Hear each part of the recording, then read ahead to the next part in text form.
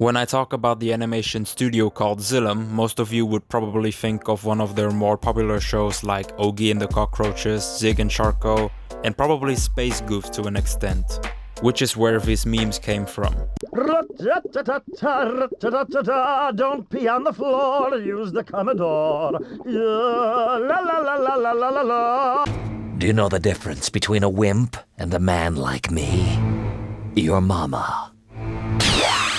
But I'm here today to talk about not a series, but a feature-length movie from the same studio that most of you have probably never heard of or seen, Lucky Luke Go West. A 2007 French animated film based on the famous Lucky Luke comics in the 50s and 70s written by Maurice and Goscinny.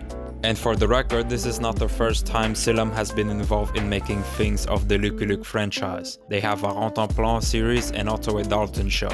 Anyway, I remember when I was 10 years old, which is obviously way long after the movie initially released. My dad bought a copy of this film and I would watch it over and over again. I thought this was a masterpiece when I was younger. It was when I reached 15 that I eventually stopped watching the movie for a while. And now revisiting the movie 5 years later, I don't really think it's a great movie, but I don't think it's a bad movie either. But I definitely know this: it's Wild West. So the movie opens with this shockingly banger of an intro. That's a great way to start your film. We need more openings like this in animated film. Anyway, the movie starts with a setting in New York where the Dalton brothers are facing a court trial that involves a safe seller who happens to have Dalton in their name. I'm not exactly the best at describing movies, so you might have to hang on tight with me on this one. Anyway, the safe seller guy's lawyer suggests to confirm their statements by bringing in Lucky Luke. And mind you, we're only 3 minutes into the film, and the movie lets you know exactly what the tone of the entire thing is going to be. L'homme qui connaît le mieux les Daltons, Lucky Luke. Du calme, Joe.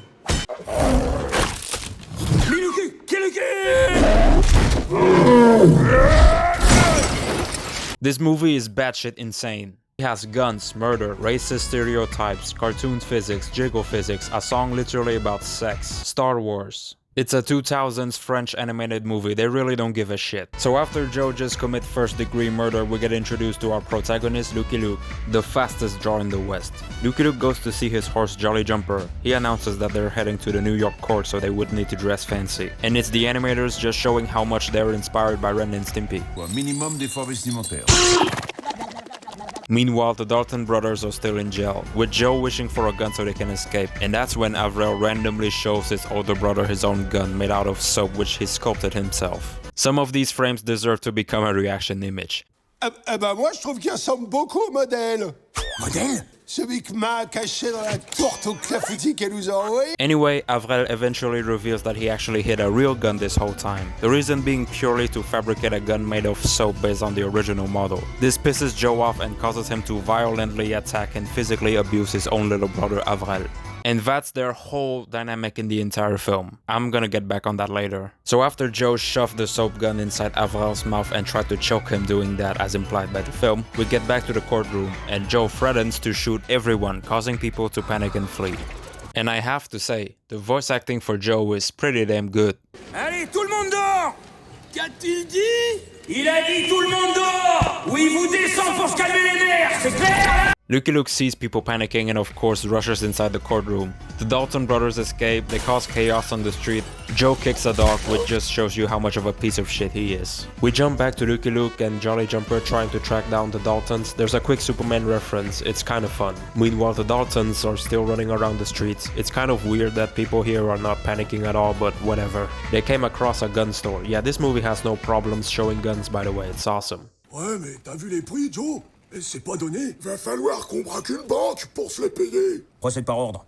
On braque l'armurerie et après on braque la banque. On pourrait pas braquer une pâtisserie aussi, toujours une petite faim. And it's moments like these that I wish there were more in the film, where Joe, the other two, and Avril are just talking about how they would rob banks or do other highly illegal stuffs casually, like how it's on their to-do list. And they absolutely love being criminals. before the dynamic and the comedy of the Dalton brothers just devolves into Joe verbally abusing and beating the shit out of his siblings, especially Athel, but I'll get back to that later. We cut back to Lucky Luke getting stopped by an officer because he jumped a red light. There's a pretty funny line that riffs on vigilantes or similar characters in that regard. Je suis au regret de vous dresser un procès verbal. Mais monsieur l'agent, je suis à la poursuite de dangereux malfaiteurs. Ouais.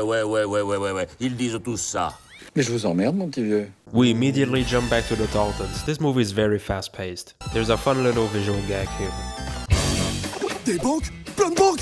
Une rue de banques? Bah tu vois, on dit beaucoup de mal de la ville, mais faut reconnaître que ça a des avantages. Anyway, they wasted no time to try and rob the first bank they see. Joe threatens to blow up the bank and Avril misinterpreted what Joe said and lights up a dynamite. Pas maintenant, imbécile! He blew up the place. Of course they all survived this because it's a cartoon. What's weird is that they had a whole 5 seconds for one of them to turn off the dynamite, but they just stared. Not that it matters, because one of them said, Ouais, Joe! Il reste d'autres banques à braquer! Cet imbécile d'Avril me ferait oublier l'essentiel. New York! We go back to Lucky Luke again. There's a lot of cutting back and forth. You see an entire army of police officers, which is going to be important later. The Daltons spot the cops and try to hide from them. By the way, the cops could have easily spotted them right then and there if you begin to think about perspective for a second, but it's a cartoon, whatever. Planquons les sacs dans ce chariot. Anyway, we're greeted with a glorious ass shot, and this is not going to be the only ass shot you'll see in the film. Joe suggests going incognito by removing their prison uniforms. Realistically, this is stupid because anyone would be able to recognize the Daltons' faces based on their criminal history alone, but this is the same movie where shit like this happens. The Daltons magically walk through the army of conveniently stupid or blind cops, which is just an excuse to showcase Avril being dumb again because that's his whole character. Ils sont bêtes! Joe of course beats up Avril again because of this while they're being chased by the army of cops, and this leads to a chase sequence which reminds you that it's a feature-length cartoon you're not supposed to take seriously. And I have to admit, it's a fun sequence.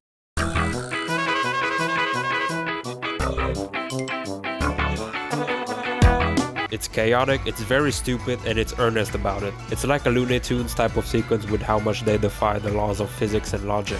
Okay, this is bordering on actual bullshit. The chase ends with the cops having a huge collective crash at the edge of the bridge. This film unironically has a very high kill count. The Daltons, on the other hand, failed to reach the other bridge. They fell on a massive boat that transports waste, I'm guessing.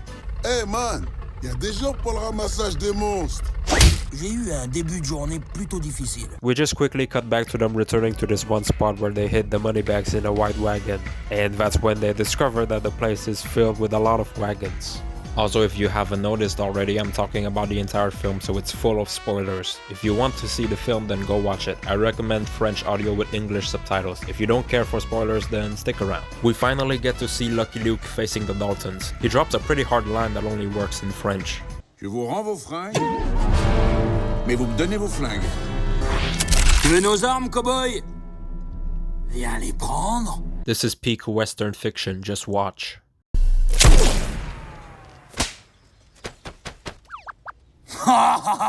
Raté! Tu nous as raté, Lucky Luke! Tu baisses. Joe throws a tantrum. Lucky Luke, of course, asks them about the money bags they stole. Le magot? Quel magot? Bah, Joe, tu sais bien celui qu'on a planqué dans... L'affaire! We then get introduced to a group of people who wants to head to California and seems to idolize Luke. The main lead has a name I cannot spell for the life of me, so I'm just gonna let this play out. Mes hommages, je suis Piotr Verkovitch-Kivinchkaïov. Mes amis m'appellent Verkovitch-Kivinchkaïov. C'est la Providence qui vous envoie. I gotta say, I do love this gallery of different characters. I think they, oh lord, what the fuck. So, overly optimistic white guy, I'm just gonna call him that, asks Lucky Luke if he can help them travel to California. He refuses. Joe takes this opportunity to pull a melodramatic play to convince that Lucky Luke needs to lead these people to California safely. Whoever animated Joe looks like they had fun. Non, non, vous réussirez pas. Vous serez la proie des coyotes, des scorpions, des serpents à sonnette. Vos femmes s'écrouleront d'épuisement dans un râle inhumain. Les corps desséchés de vos enfants nourriront les noirs vautours. Lucky Luke eventually accepted to help this crew. Joe then says to his siblings, Écoutez-moi bien, abruti. Tant que Lucky Luke reste avec la caravane, nous, on reste avec le pognon. Ah non, Joe, tu vas pas commencer avec tes plans, je les comprends pas et ils marchent jamais. La ferme, Avril! I swear, Joe beating up Avril is the only joke the writers can come up with when it comes to these two. Anyway, Lucky Luke began explaining how they would need to travel. For being a fast-paced movie, it takes this film 20 minutes to get to the main plot. Getting back on track, Luke estimated a 6-month arrival in which the entire crew immediately refused because according to Optimistic White Guy, they all need to arrive in California in exactly 80 days because they already bought land there with an exceptionally high price. If they don't take possession of the land in 80 days, the sale will be cancelled while the seller gets to keep the money. Sounds like a scam, right? And that's where we get introduced to our main antagonist, Mr. Crook, the land seller. Monsieur Crook, l'homme qui nous a vendu les terrains. Nous sommes en Amérique. I love this character. He's a douchebag, obviously, but a memorable one. One of the things I like about him is that his main sound cue is a rattlesnake. I just think it's neat. Lucky Luke, Lucky Luke? Ouais. The guy has his own little wingman, Bartleby. I love his nonchalant voice. 30 du mois de juin de l'année en cours, si nommé date d'expiration.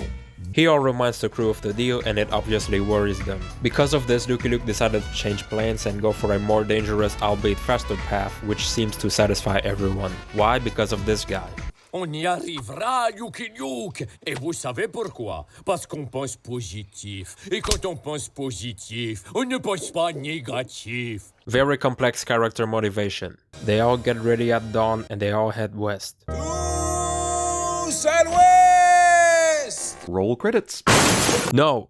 Crook is obviously on their track to stop them from getting to California in time, and I lose my shit laughing every time this guy gets beaten up or ragdolled like a Gmod prop. It's like the writers are just taking joy in torturing this bastard. I love it. During the trip, Joe tries to come up with a plan while Avril is actually just minding his own business. Joe gets annoyed and beats up Avril again. Avril, arrête d'astiquer ton boulet, tu m'agaces. Joe, si je prends pas soin de mon boulet, il va s'user.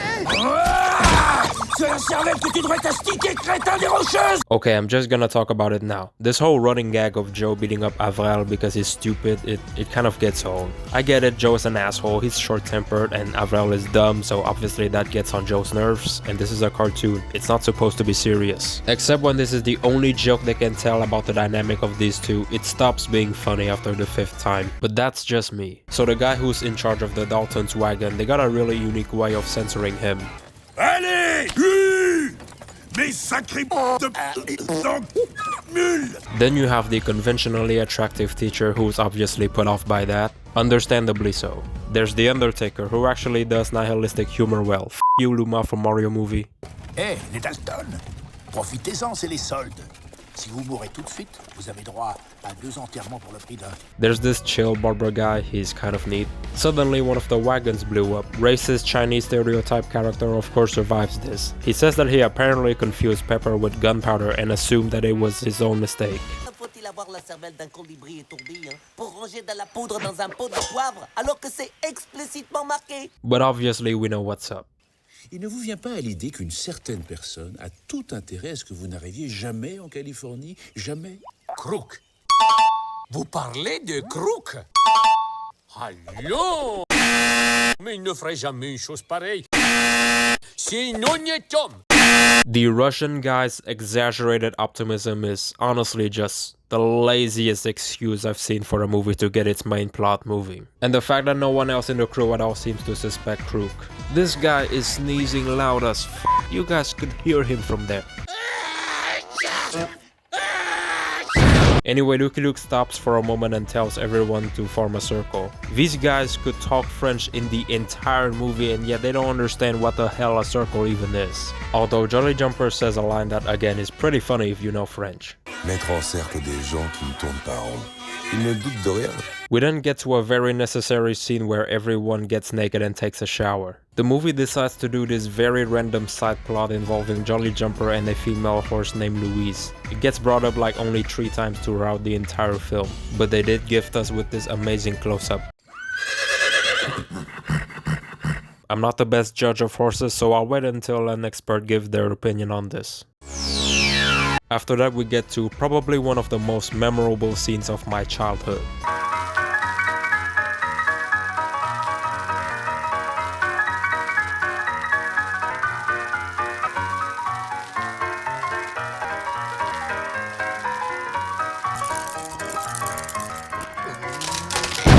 Nighttime hits and the Daltons take advantage of this to search for their loot, but currently fail to do so. Joe had the idea to draw a cross on each wagon they already looked in. Brainrot took over the siblings and they all left Joe hanging, which felt oddly satisfying. Lucky Luke is obviously aware of this and messes with the Daltons' plan. We get the stylistic montage which works as a reference to the comics with some pretty banging music.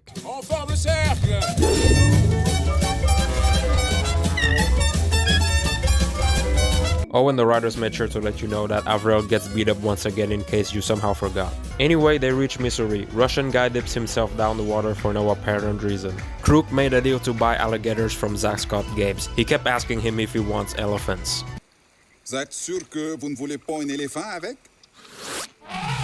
Lucky Luke commits taxidermy. Allez mes petits, au casse-croûte. Okay, I want to praise this film for a second. Some of these shots of the landscapes are beautifully drawn. It is mesmerizing. Wait, what the hell is this? They all arrive at Whole Gulch. The sheriff tells them that wagons can only be parked in a specific area outside of town. We get another funny line from The Undertaker. Alors, mes amis, dans la vie, il faut savoir faire des concessions. Lucky Luke takes the Daltons to the local prison. It looked like they have clearly been walking for a while now, and it took like a moment for one guy to get his eyes and brain working again to recognize the Daltons.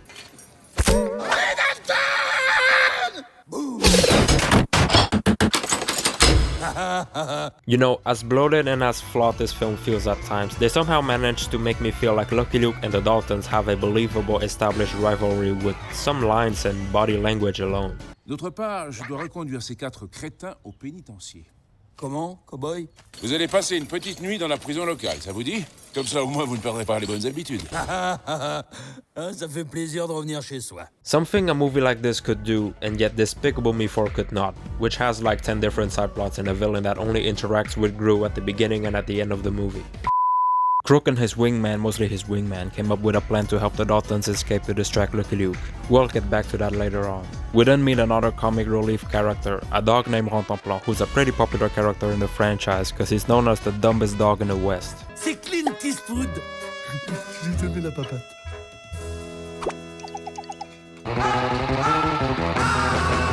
We then get back to the Daltons, who are actually just kind of chilling. Crook tries to help them break out of prison and fails spectacularly afterwards. We also finally get to see Joe being an asshole to someone who isn't his sibling for once. De quoi je me mêle, l'escroc? Escroc, n'exagérons rien, opportuniste. Dégage! And of course, you can't have a Western film without a saloon scene. Though no other Western movie has a musical artist so powerful and talented that the piano plays by itself. Anyway, all 4 of these guys wanted individual drinks. According to the bartender, they only serve lemonade here, even though that's clearly beers in the background, so what the f***. Red Hulk shows up and acts racist out of nowhere. Ugly Barrow came up behind him and used the power of censored profanity. T'as quelque chose à dire? Tu me le dis à moi, espèce de patibulaire. Of course, all of this leads to a brawl. Lucky Luke and The Undertaker are the only ones who don't fight, and every time Undertaker opens his mouth, I just crack up. Vous ne vous battez pas? Jamais. Un croque-mort se doit de garder une certaine distance avec ses futurs clients. And of course, a fight scene wasn't enough, so there needs to have some sex appeal. Molly and her gals. It is an entertaining scene. There are shots where there is so much shit happening. This one guy who's desperate to rip someone's fingers off just cracks me up on rewatch. Now, I don't know how the song is translated to English, but what I know is that the original French song has some interesting lyrics for a family film.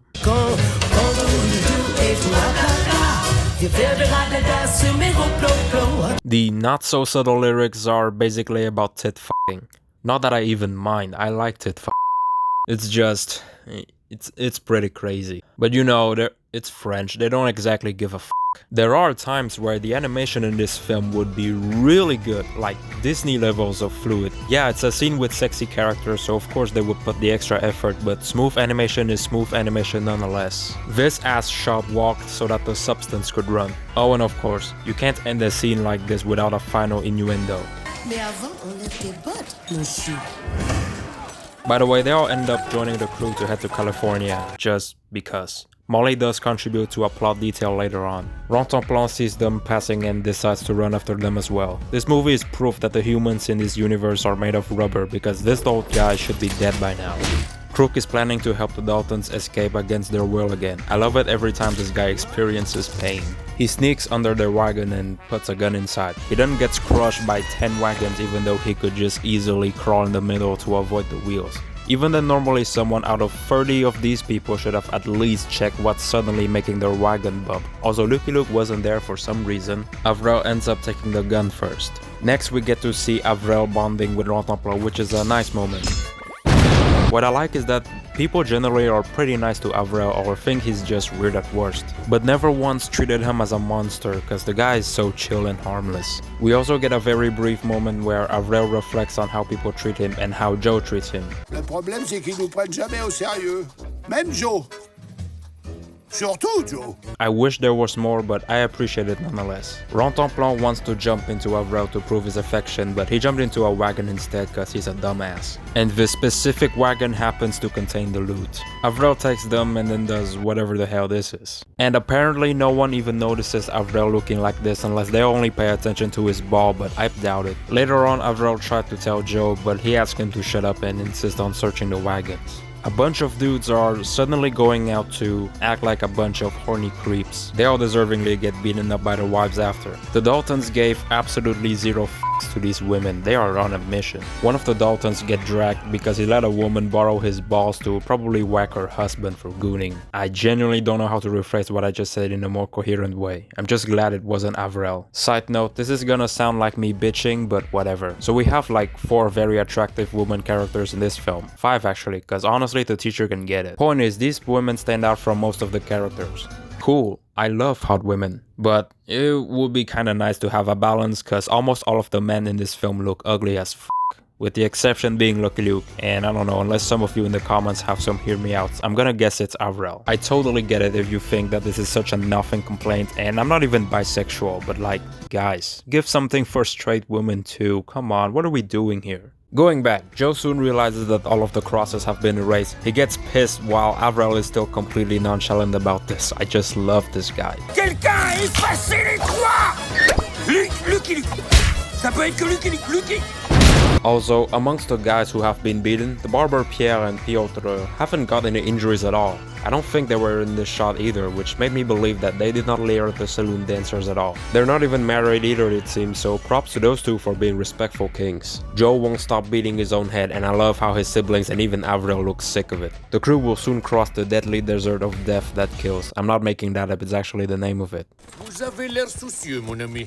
Nous ne sommes plus très loin du désert de la mort qui tue. Later on, Crooks decide to help the Daltons escape again since the gun plan didn't work. He also decides to cause a leak in what seems to be a wagon that contains water. Joe wakes up and doesn't realize what the hell is going on. He then goes apeshit on Crook. It's kind of ironic that the character who beats up Crook the most is the other antagonist in the film. C'était quoi, Joe? On s'est fait kidnapper! La honte.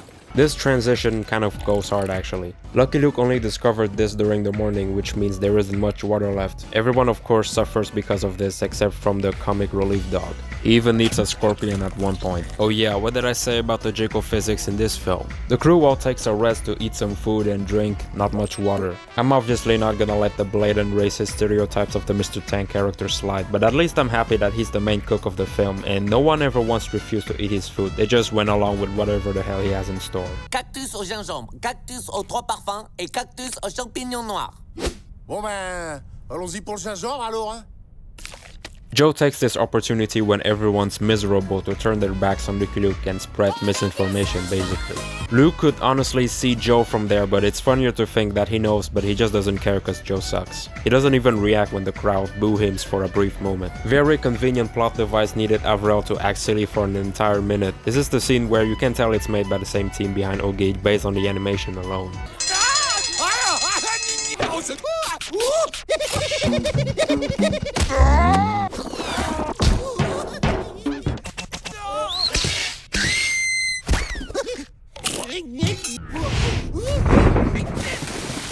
Avril's shenanigans summoned the rain, so he's canonically a god now. Lucky Luke again is appreciative of Avril, and I like that. Also, speaking of Augie earlier...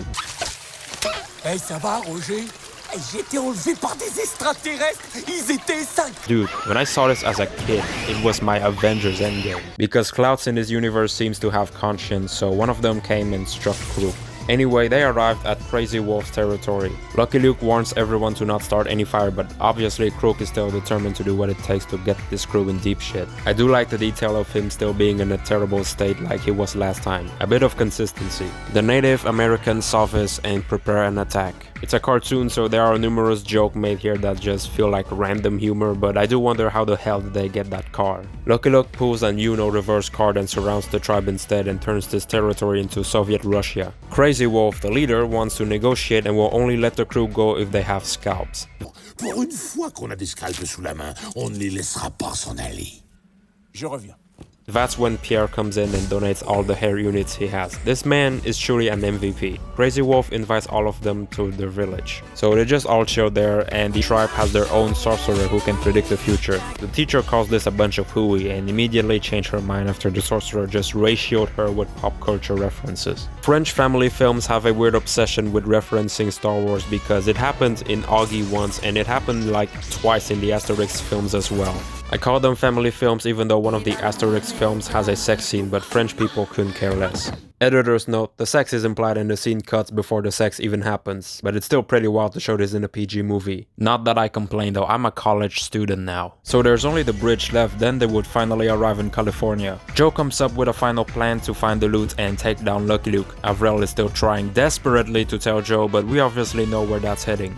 Joe, il faut que je te dise... Avril, une bonne fois pour toutes, ferme-la!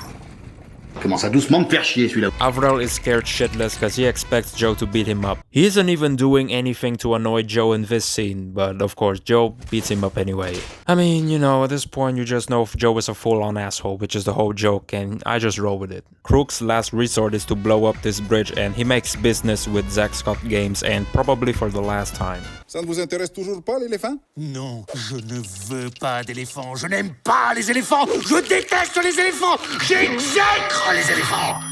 What's up guys, Zack Scott here. Luke tries to cross the bridge first to check if it's safe, and that's when Crook blew up the bridge using a cannon from afar. He got miraculously saved by members from the crew right before his doom, and everyone gets to help here, I like that. With the bridge unfortunately destroyed, the teacher came up with an idea to transform the canvas from the wagons into hot air balloons so they can float and cross over. The only problem is that a couple of specific wagons don't have canvas that can be inflatable. That's when Lucky Luke came up with the idea to use a lot of Molly's lingeries and probably others to create inflatable canvas for the remaining wagons. C'est une idée gonflée, cowboy. Ça me plaît. I won't lie, I'd probably react the same. Tout le monde est prêt? Eh ben dans ce cas, allez, tous en l'air.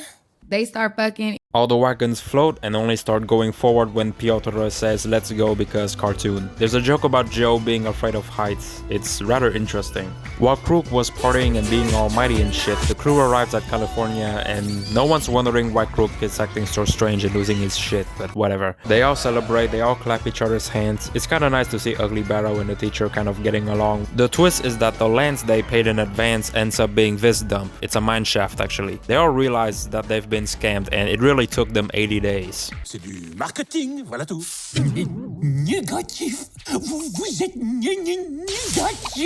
Upon realization, they all suggest to hang the guy. Wait, I kinda dig this movie actually. D'accord, c'est une crapule, mais il doit être jugé. D'abord on le prend. Yes, Après on le juge. Prenons-le 2 fois. While Lucky Luke is busy trying to get hold of Crook, Joe takes all the chances he has and begins his plan by telling everyone that one of the wagons contain loot and whoever finds it gets to keep it. I love how everyone just looks completely indifferent. Avril proceeds to reveal to everyone that he actually stuffed all the cash inside their balls, and that surprises people. Of course, because this ruins Joe's plans, he beats him up. With the plan completely foiled, the Daltons all flee and head to the mine shaft and gets followed by everyone. The teacher also heads there with her students, even though honestly it's just safer to stay here. Lucky Luke asks Rontonplon to keep an eye on Crook while he tries to catch up the Daltons, which is weird cause you are aware that he is the dumbest dog in the West, why would you do this? But it doesn't matter, really it doesn't, because this entire scene, the mineshaft chase sequence, the most entertaining scene in the entire film. Vous pouvez voir à gauche sur la paroi des restes de gisements de pyrite et de galets. The animation here is absolutely f***ing insane.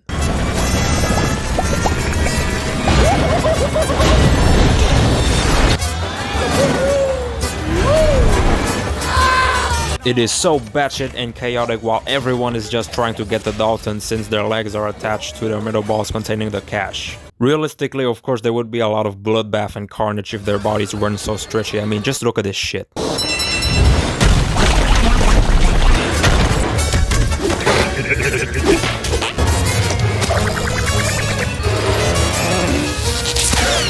By the way, the cops shockingly show up again at one point, but it's literally for like a few seconds. We do not see them again. Anyway, I just really love the scene. Crook and his wingman fell into a hole with a bunch of dynamite. The Daltons are still being chased by Lucky Luke, but he ends up taking a detour after he spotted the teacher and her students heading a very dangerous path. He shot a bullet and missed. Joe makes fun of him for it, but does he know? Bullets don't f***ing work like that, obviously, but we're at the end of the film at this point, so I'll let it slide. The Daltons, along with everyone else, get thrown out the mineshaft. Luke manages to stop the carts and save the teacher. He didn't need to waste a bullet to grab that shovel, he could have just leaned a bit on his right to grab it, but okay. Joe still really wants to kill Lucky Luke, and it's a nice callback to the early parts of the film where Joe wanted a gun and Avril gives him his own crafted gun. And they do try to like making earlier details that happen in the film leading to something towards the third act here, so I do like that. There's the expected Western final showdown going on. Joe threatens to shoot the teacher if Luke doesn't throw away his firearms, but really he just wanted to kill Lucky Luke for good. We jump back to the bullet from earlier going exactly to Joe's gun and breaks it. Again, it's just a feature-length cartoon with a lot of nonsense happening, but at least it's not on the level of Ice Age 5 where it's just f***ing annoying. Joe loses his shit, and the real victims here are the animators who have to do all of this.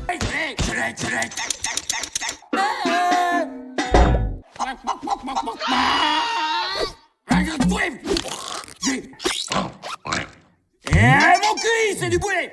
Et bon,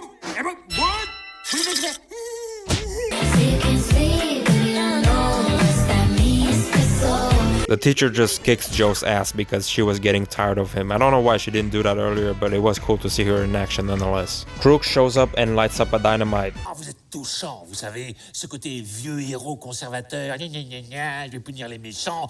Réveillez-vous, Lucky Luke. He wants to blow everyone up so he can get away with the money. And I'm wondering the whole time, why is everyone just staying close to the dynamite without at least running to a different direction? Are they stupid? Anyway, Rantanplan specifically is stupid because he thinks it's a bone and brought it back to Crook, but at the same time saved everyone, even though this kind of explosion you see here could realistically kill everyone near the spot, not just Crook, his wingman and Rantanplan. Thing is, the three of them aren't even dead. The explosion caused damage to the land, but also a lot of gold was discovered, so I guess in the end the crew did not regret it. Yes, Luke. Positive. It's a happy ending. Luke ties up the Daltons and Crook. I like the tiny exchange between Luke and Avril. It just shows that they're not exactly enemies.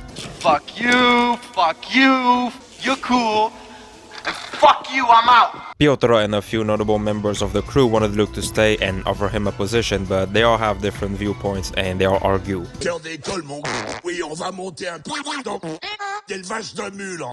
Molly looks like she was about to go town to town with Ugly Barrow. I love that. And Luke just disappears without elaborating further. They all probably head back to New York, which is going to be a pretty damn long trip, and that's the end. I apologize greatly in advance if this video felt very unprofessional with how my presentation is. I'm not good at this or even decent. I simply just remembered a movie from my childhood that not many people seem to talk about online and wanted to make a video to kind of bring up its existence. I know I shit on the movie a lot of times and there are obviously things in this movie I cannot excuse, but honestly, I still found it enjoyable. It's a French animated film that doesn't take itself seriously at all and just wanted to be goofy despite some of its flaws and questionable decisions. If it interests you enough, then you can watch it if you want. Thanks for watching this video and I'll see you guys next time.